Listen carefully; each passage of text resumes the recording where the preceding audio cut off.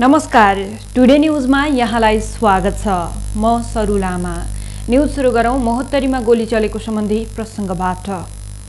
अज्ञात समूहले चलाएको गोली लागेर महोत्तरीमा एकजना घाइते भएका छन्।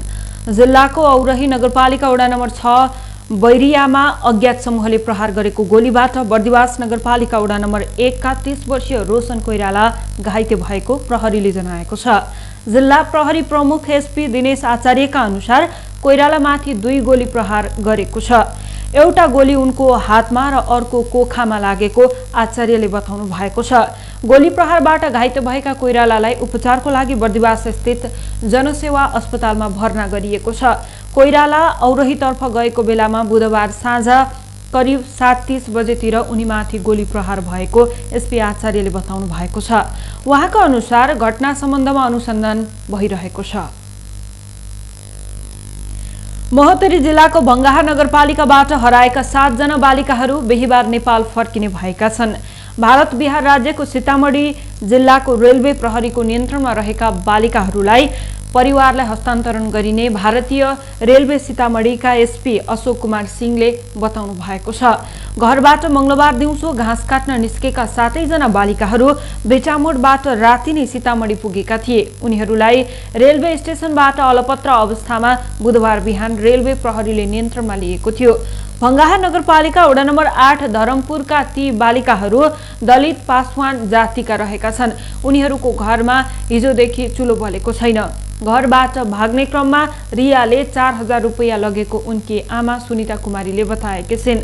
सबै बालिकाहरू भारतमा सकुशल रहेको जनाउँदै प्रदेश नम्बर 2 का डीआईजी धीरज प्रताप सिंहले नेपाल ल्याउने प्रक्रिया भइरहेको बताउनु भएको छ।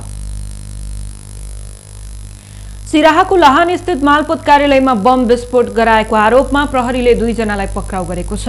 प्रदेश नम्बर 2 को प्रहरी कार्यालय जनकपुरका अनुसार मालपोत कार्यालयमा बम विस्फोट गराएको आरोपमा सिराहा सुखीपुर नगरपालिका 5 का 25 वर्षीय राम रिजन यादव र लक्ष्मीपुर पतारी गाउँपालिका 3 का 26 वर्षीय अभिमन्यु गिरीलाई पक्राउ गरिएको हो। प्रदेश प्रहरी कार्यालयका प्रहरी नायब उपरीक्षक ज्ञान कुमार महतोको नेतृत्वमा खटिएको प्रहरीको टोलीले 2 जनालाई हतियार सहित पक्राउ गरेको हो। पक्राउ परेका यादवले आरके भन्ने रामकुमार यादवले फागुन 26 गते लाहानदेखि दक्षिण भगवानपुर गाउँपालिका स्थित ठाडी भन्ने स्थानमा आफूलाई प्रेसर कुकर बम दिएको र मालपोत कार्यालयमा पड्काउन लगाएको बयान दिएका छन्। राम रिजन 2074 चैत 9 गते लाहानमा अवस्थित विकास ट्रेडर्समा भएको बम विस्फोटको मुद्दामा जिल्ला अदालत सिराहाबाट 1 लाख धरौटीमा छुटेका थिए। उनी विराटनगर उपमहानगरपालिकामा 2075 साउन 31 गते भएको बम विस्फोटको मुद्दामा पनि 35,000 रुपैयाँ धरौटीमा रिहा भएका थिए। पक्राउ परेका अभिमन्यु गिरी गोइट समूहमा 5 वर्षदेखि कार्यरत रहेको र चन्दा असुलीमा समेत संलग्न रहेको पाइएको छ। त्यसै प्रदेश नम्बर 2 को प्रदेश प्रहरीको कार्यालयले जनाएको छ। गिरी र यादवको साथबाट प्रहरीले कटुवा पिस्तौल 2 थान र त्यसमा प्रयोग हुने 4 थान गोली बरामद गरेको छ। चैत 1 गते लाहान नगरपालिका 8 स्थित भाडामा रहेको मालपोत कार्यालयको पहिलो तल्लामा बम विस्फोटको घटनामा 8 जना घाइते भएका थिए। प्रेसर कुकर बम विस्फोटमा परि कार्यालयमा समेत क्षति पुगेको थियो। विस्फोटको जिम्मा तराई जनतान्त्रिक मुक्ति मोर्चा गोइट समूहले लिएको थियो। घटनास्थलमा समेत उक्त समूहको पर्चा फेला परेको थियो। बुधबार एक समारोहमा हुलाकी सडकको उद्घाटन गरिएको छ। नेपालमा कुल 13 वटा सडक खण्डको उद्घाटन गरिएको छ, जसमा धनुषामा 3 र महोत्तरीमा 2 वटा सडक खण्डको उद्घाटन गरिएको छ। जनकपुर धामदेखि यदुकोहासम्मको सडकलाई जनकपुर धाम उपमहानगरपालिकाको मेयर लालकिशोर शाहले उद्घाटन गर्नुभयो भने अन्य ठाउँको सडकहरू पनि बुधबार नै उद्घाटन गरिएको छ। उद्घाटन कार्यक्रममा जनकपुर धाम उपमहानगरपालिकाका मेयर शाह, हुलाकी सडकका डीई कृष्ण महतो, लक्ष्मण रेखा निर्माण सेवाका लक्ष्मण महासेठ लगायतको उपस्थिति रहेको थियो। सो अवसरमा पुल चोकमा रहेको पुल निर्माण कार्यलाई तीव्रता दिन के कस्तो बाधा व्यवस्था रहेको सम्बन्धमा मेयर शाहले दी महत्त्वसँग जिज्ञासा व्यक्त गर्नुभएको थियो।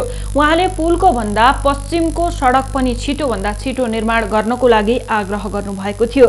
जनकपुर धामदेखि यदुकोहासम्म कुल 16.63 किलोमिटरको सडक निर्माण भए पनि जनकपुर धामलाई गाउँसँग जोड्न सफल भएको छ।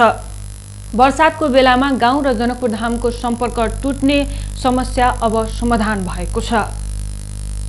धनुषाको हंसपुर नगरपालिका वडा नम्बर 4 मधुकर ही स्थित रिजबी ईदगाहको कम्पाउन्ड वाल निर्माण हुने भएको छ।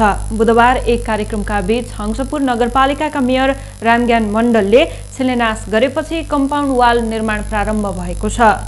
11,84,918 रुपैयाँको लागतमा निर्माण हुन लागेको कम्पाउन्ड वाल आउँदो 2068 जेठ मसान्तभित्र तयार हुने भएको छ।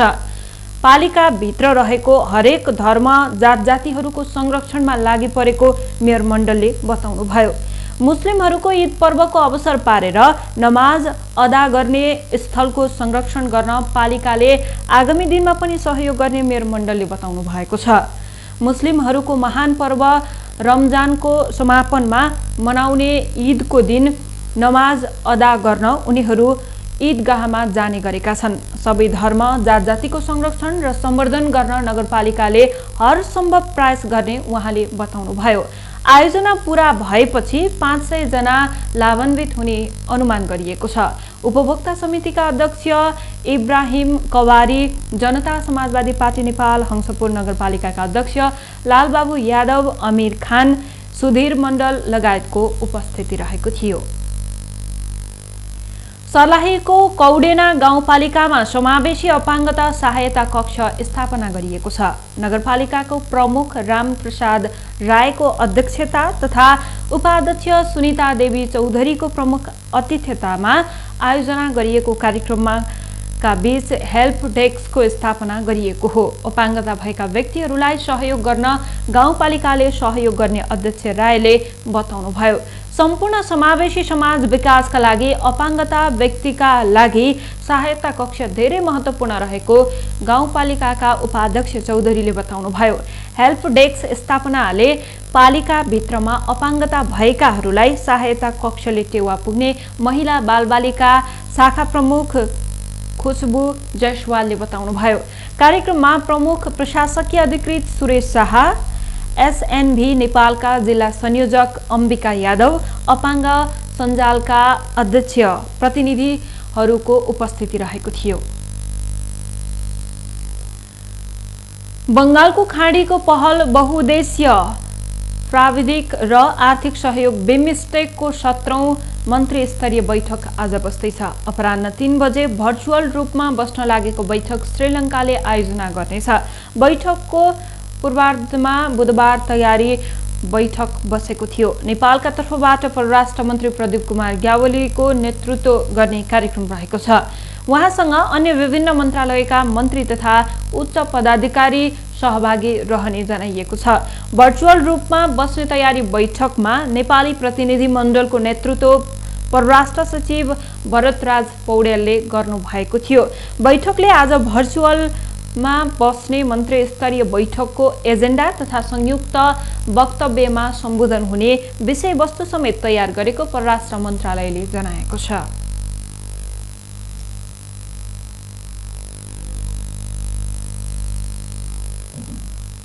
भारतमा आजदेखि कोरोना विरुद्धको तेस्रो चरणको खोप अभियान सुरु हुँदैछ। यो चरणमा 45 वर्षभन्दा माथिका सबैलाई खोप दिने भारतीय सञ्चार माध्यमहरूले जनाएका छन्। भारतमा 45 वर्ष माथिका 34 करोड नागरिक रहेको अनुमान गरिएको छ। यसमध्ये गम्भीर बिरामी र दीर्घ रोगीलाई यो चरणमा खोप लगाउन प्राथमिकतामा राखिएको छ। भारत सरकारले कोरोना संक्रमणको जोखिम उच्च भएको क्षेत्रमा सबैजनालाई खोप लगाउन भनेको छ। भारतमा गएको 24 घण्टामा कोरोनाका कारण थप 457 जनाको ज्यान गइसकेको छ। यो संख्या वर्षको दैनिक आँकडा भन्दा सबैभन्दा धेरै हो। भारतमा अहिलेसम्ममा 1 करोड 22 लाख भन्दा धेरैलाई कोरोना संक्रमण भएको छ भने 1,62,000 भन्दा धेरैको ज्यान गइसकेको छ। हवस् त, यसका साथै टुडे न्यूज अहिलेलाई सकियो। हाम्रो अर्को बुलेटिन लिएर पुनः उपस्थित हुने नै छौं। टिभी टुडे जनकपुर हेर्दै गर्नुहोला। नमस्ते।